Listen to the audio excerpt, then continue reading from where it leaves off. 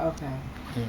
Yeah, that was very interesting during the interview. I mean, there he mentions Little Park several times. You probably have seen I don't think I've seen him on that. I've on seen a that. few other people on that. Yeah. But I remember because Al lives the character for so long, and I think for at least 2 years after the film, he used to show the film to his friends. So he'd always invite, and I'd go there and I'd see terrible prints of it, because uh, the studios. I mean, now they've made a new print of it, so it's in good shape. But That's a question that just came up on the top of my head with that. In the 2007 version was the release that came out from the DVD, the DVD, right? yeah, Now, um, this was like rumored that during the original they showed the exchanging of needles, and they didn't show that in the 2000 in the new edition. Is that true? Did they actually have an exchange? Okay. now what you see in the DVD is the print, the original print. Okay. It's not printed the way I like it printed. The 35 millimeter is printed, and they had Adam Hollander and myself come in and time it for them. But I don't know whether they save money or whatever it is, but they don't care about what the print looks like because the print is pushed towards the green and blue because I wanted it to be monochromatic in a way. A lot of people think it's black and white film, but the uh, the DVD is a little bit too colorful for me. Well, Okay. but I sometimes we mean, don't have control Mr. of it. It's funny that I mean the whole the color is it brings out I think the somber lifestyle, living on the edge, trying to survive, That's just right. getting by every day. So it puts you in a way on alert that like on the run.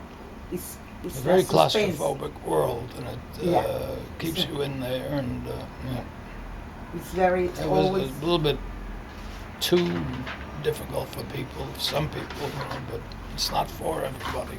That film, it's not entertainment. It's.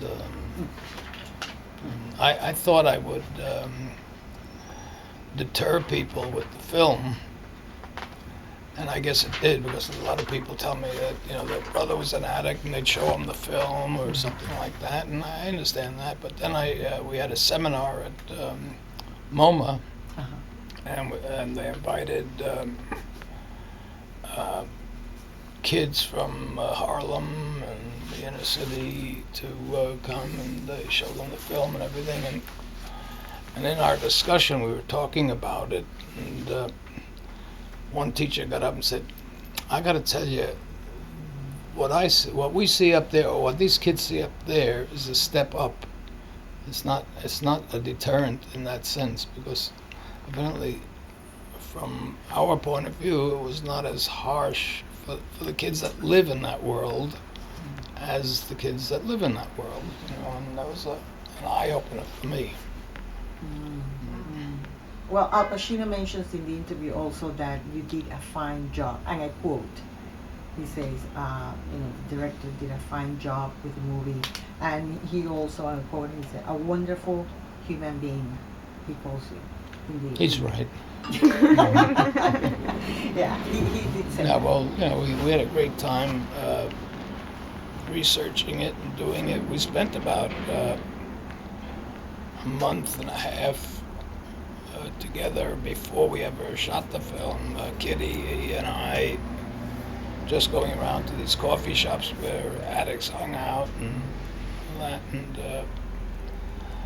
And we just got into it. There was a time when I thought Kitty was not coming up to par, and I had a big discussion with her on the telephone, and she went out again and started researching again, and came back, and she won the prize in Cannes as best actress.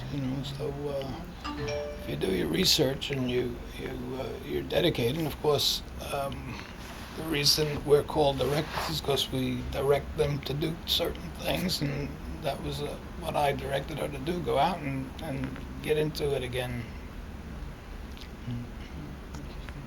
The part in the boat when they're in the ferry and Yeah, they that's- adopt the dog.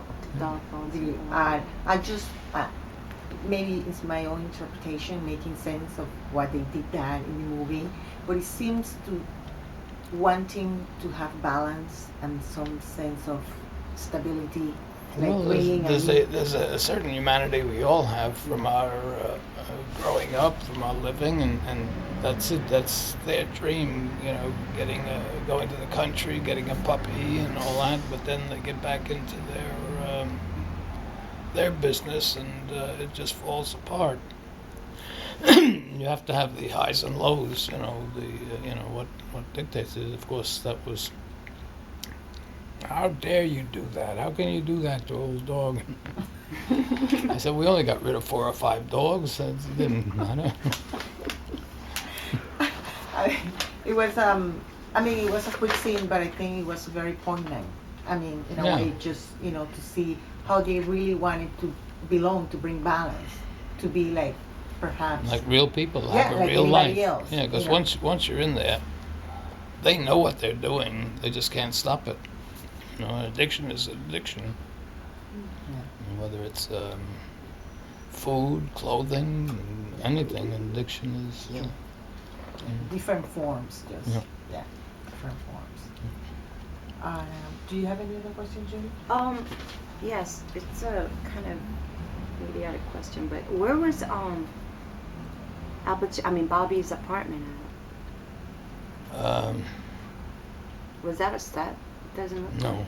no. Yeah, it was a real apartment No, around. I don't like sets. Yeah. No, I'm just trying to think of where. I can't remember those things. What about Durulton Building, 171 West 71st Street? While I was doing research, I saw some article that that's where Al Pacino had a breakfast. I don't know if I'm mistaken. I wasn't with him all the time, so I don't know about his breakfast. Okay. I know that he didn't. I asked him not to look at dailies, so he'd call me every night and spend 2 hours on telephone asking me question, you know. Mm. But I just felt it was his first film, and dailies are not always the easiest thing to read. So, I mean, it was very interesting when he was walking down the street and he takes the television out of the back of the van. well, that's part of what the teacher meant, you know, to go in there, steal the television, have the Yeah. money, go into the park, have fun, you know. That's a step up for those kids. Yeah, it was that was very interesting because when they mentioned something else in the actor's studio, it said, I think there was Mr. Lipton who said that it's the relentless journey into hell and spares nothing, doesn't spare anything from, what we see. That's what it is. It's very real. It's very raw. But I don't know, for some reason it just came to me when he was just walking, he saw the van, he knew that, and he just went to the television. But that's his life. I mean, Yeah. it's easy. He understood that, and he knows he was showing off for his girlfriend, and Yeah. That they could get money for it. And, yeah, just surviving. And then obviously the pawnbroker, he knew her, and we see their life, which is sometimes similar to our life, but not always.